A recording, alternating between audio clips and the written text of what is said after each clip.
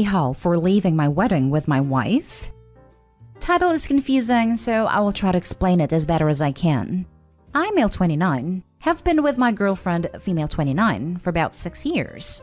We love each other very much and have a fulfilling relationship.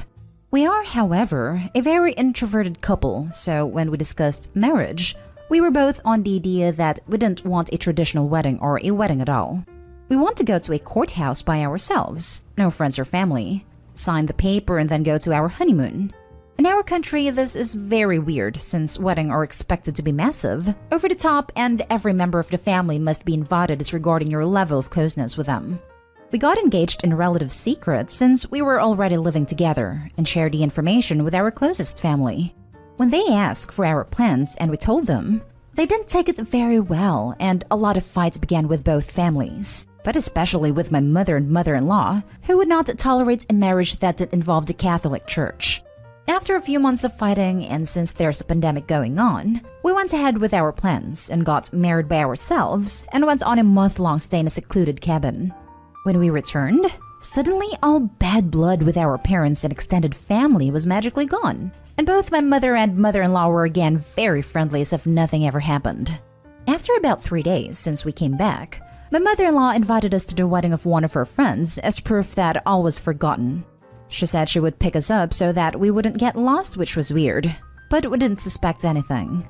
The day of the wedding, we arrived at the location and see that everything is still being put up, so we figured we were a bit early and should help. But then I saw my family and some of my in-laws. Turns out, it was our wedding, and they had planned it to be a surprise. They already had a dress, church, food, DJ, everything. Of course, we were shocked, as we were very vocal that this is not something we wanted. Then they told us that since we were driven there, we wouldn't be able to leave and should just be grateful. Here, the story becomes too long to fit the 3,000 limit, so to summarize, we called a friend to pick us up and we left. Of course, both families are super angry at us and constantly call us to tell us how ungrateful and disrespectful we are. At first, I thought we were right to leave, as we gave our reasons for not wanting a wedding, and especially a religious ceremony. But we've been told they invited over 200 people, and felt very humiliated when everyone arrived and we weren't there. So now we are doubting and there's nothing like asking strangers for judgment. So Reddit, am I, we, the a-holes? Now for the top comments. Not the a-hole. They basically kidnapped you to perform for them. You have every right to leave. That's exactly what we felt.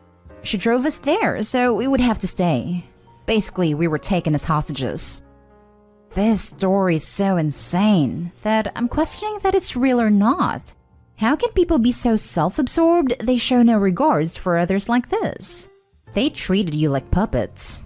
Not the a-hole. Not the a-hole. They had no right to do that. I told them you didn't want this, and were hoping to embarrass / guilt / shame / trap you into doing it anyway. They're upset that you put them in an uncomfortable position. But that's exactly what they'd planned for you. I'm glad you guys stood up to them as a team. Thank you. Ever since we announced our plans, the guilt trips and manipulation has been over the top. They threw you a surprise wedding? Not the a-hole. If any part of this is true, they are crazy as hell and you should cut contact. Although uncommon in my country and region, this type of surprise wedding is not unheard of. But it mostly happens when people get pregnant or if both families are super conservative and find out that intercourse has been happening. Since this wasn't our case, we didn't suspect anything, but I can see why it would be hard to believe. Now for the next story. Am I the a-hole for wanting a child-free wedding on my niece's birthday? So me, 28 female, and future hubby are doing the damn thing, hopefully, this year in August. We have been engaged since 2019 and together since 2012, so this has been a long time coming. For some background, I have 10 siblings, I am the youngest, and combined, they have 30 children, 20 of which are aged between 4 to 17 years. For our big day, me and my fiancé chose a date, but not the year luckily, when we got engaged. And it has been meaningful for us. It is actually my mother's birthday. So our first call was to my mom to ask her permission if she would be okay with us having our wedding on her birthday at some point. To our delight, she was super happy with the idea, so that's that. In addition, one of my sister's child, 8 years old, has her birthday on the same day. So our next call was actually to her to tell her that we would like to choose that date. And the wedding will most likely be child-free because we could never afford to invite everyone. Back then, she was like, yeah, do whatever, you didn't even have to call to ask. So now coming back today, the invitations have been sent and she got hers today. And I get a call from her. Sis, so I wanted to make sure that the sentence, please leave your children home, does not extend to your relatives, right? Me, this extends to all of our invited guests, family, and friends alike. Sis, but I am your sister. Why should we leave them home? Besides, I have promised XY all this time that we will be going to have a great dance party at your wedding for her birthday. Me, I am sorry, but I told you that beforehand when I asked about the dates as well. We cannot afford to invite so many guests. Think how many children there would be. Sis, no, but you should make an exception because it is her birthday. And I promised we will go. I know some of my other siblings are mad about the child-free thing as well, and we are getting a lot of heat for it. My fiancé has a very small family, so I feel bad constantly that mine is so huge.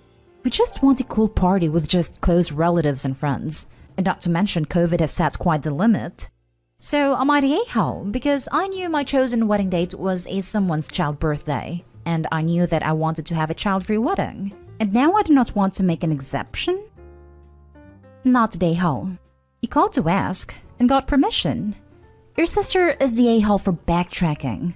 Exceptions will cause drama with other parents. I totally agree as long as OP is fine with a lot of her family members declining the invitation. They don't have a right to be mad, but they do have a right to stay home. Why would a lot decline? My parents used to attend all kinds of events that were child-free. I could understand if the one sister did because it's her kid's birthday, but why would others? Not a a-hole. This is a date that is special to you. You told her what you were doing. She chose to promise her daughter something that, frankly, wasn't in her control. Aside from the fact that she blatantly disregarded what you already told her. There is nothing wrong with child-free weddings. Your family can suck it up and get over it. I was not invited to weddings as a child. This could be regional/country specific. But why does it seem people freak out now when their children are not included? Most people getting married do not have their own children, and you are putting more pressure on them when you want this many children included. Also, the last place I would want to be on my 8th birthday is a wedding. I get it. It puts the parents in a tricky spot that they're either not with their daughter on one of her birthdays or they miss one of their siblings' weddings. Since there are 30 little nibblings running around, they could probably hire a group of teens to watch all of them at the same time instead of each individual family hiring a babysitter. This is also assuming that their other side of the family cannot watch them for one evening. Not the a-hole. There's nothing wrong with wanting a child-free wedding. And if you have 30 nibblings, it's going to be a decent likelihood that there will be a birthday. If your sibling wants to stay with their kids instead, that's their choice. There's no reason they shouldn't be able to celebrate during the day, just not at your wedding. Think about this. There are 52 weeks a year, or roughly 52 weekends. There is mom, 11 kids, plus spouses/partners, and 30 grandkids. Excluding spouses/partners, that is 42 birthdays. Opie's family is averaging one birthday a week. Assuming everyone has a partner now, you're up to 53 birthdays. I think Opie is screwed on trying to find a weekend where someone can't lay claim that it is so-and-so's birthday or birthday weekend. Edit. Thank you all for your thoughts. When choosing a date, we went with my mother's opinion, and with my sister telling us we shouldn't have even asked her about it. Reading the comments, I do realize that not being a parent myself didn't think about a few things. I also did some math, and there is a birthday/anniversary of someone else in every 7.8 days in my family. So I was screwed from the start. Next story is titled, Am I the a-hole for refusing to sign a post-nuptial agreement in exchange for a down payment? My 27 male, wife 27 female, and I got married over COVID and thus had a super small wedding. Only immediate family came, and it was a 12-person wedding for only about $2,000 total. Her parents paid for her dress, I paid everything else. My wife and I are now house hunting, and the market is ridiculous right now. My in-laws are pretty financially comfortable and offered to gift us a 20% down payment since they didn't have to pay for a wedding. But they want me to sign a post-nuptial agreement, stating that if we were to divorce, all the equity from their gift would go to my wife versus split 50-50. I told them no thanks. I don't want any gifts with strings attached.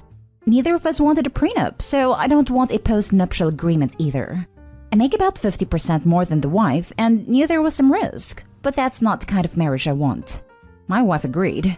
We just lost another house bid, and my wife brought up how we could be more aggressive if we accepted her parents' help. I told her my stance hasn't changed. If they removed a caveat, I will, but I don't want them to have any involvement like that, and I want to keep our marriage attorney-free. She gets it, but is getting more antsy about not winning any housing bids, and thinks I should reconsider. Her brother, who I know pretty well, also is now trying to get me to agree to it, saying I should put aside my pride so we can get a better housing for our future family. Planning to have kids soon. But I just feel like they'll breed resentment and cause drama that I don't want in our marriage. Edit. It's not like we'd be homeless without their support. I make a good living and she does okay. It's just the housing market is pretty crazy right now, and we live in an expensive housing market. I don't want a loan from them, even if zero interest. We don't want more debt than we'd originally be planning to take on with our current budget. I'm not trying to negotiate a postnup to be more beneficial to me. The whole point is that we both agreed to a marriage without getting lawyers involved, which is a binary matter here. Now for the top comments. Not today, Hull. Gifts with strings are never a good idea. You are right to avoid this. Agreeing to it being a loan with an interest rate to be paid off when the property sells would make more sense, but all the future equity is unfair and inequitable. Unless she makes all the payments and pays all the expenses. No a-holes here. I totally understand all the different sides of this issue, honestly. You don't like the idea of the strings, but also probably they're doubting the long-term validity of your relationship. Your in-laws don't like the idea of a possible divorce in just a couple months would entitle you to half of their hard-earned money. Your wife doesn't like being in the middle and wants to get a house ASAP. As a parent, I would probably also like a post-nuptial agreement for a gift of a significant amount of money. But there is a reasonable solution that all of you are overlooking.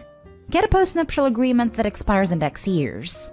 This would solve both their concerns and also have a null impact on your relationship, assuming that you are in it for the long haul anyway. It's not about how many years it would apply. We went into our engagement with me making significantly more, and I likely always will. I knew going into the marriage that divorce is possible, but we both agreed to jump into the marriage with 2 feet. I'm not saying, oh well, I should receive the majority of equity for mortgage payments then, because I'm paying a bigger portion of it. We didn't want a lawyer-involved marriage in general, which is pretty binary to me. That's not a postnup. If your in-laws want to give you 20% down, you and your wife can drop a contract with her parents stating that if you divorce, you and your wife will give her parents their 20% back.